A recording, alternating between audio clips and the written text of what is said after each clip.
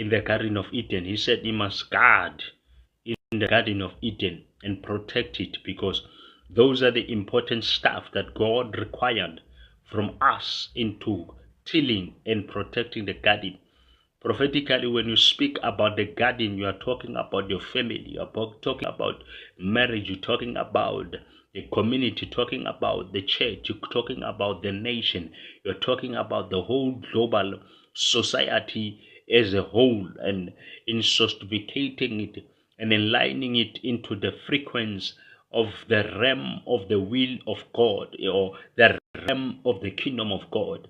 That's why when Jesus Christ prayed in Matthew chapter 6, he said, thy kingdom come, will be done on earth as it is.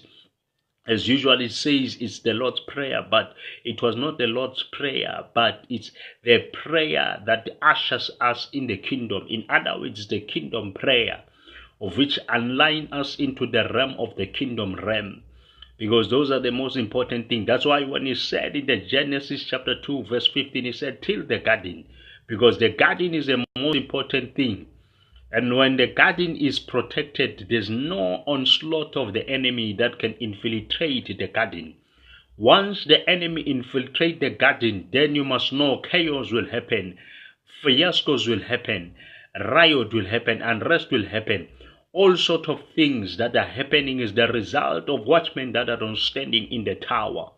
When you look at into the Republic of South Africa, in KZN, you see some different things that are happening there, because there are no watchmen in the tower that can see that the judgment of God is there. When you look at other places, there is all sort of murder or rape, hijacking.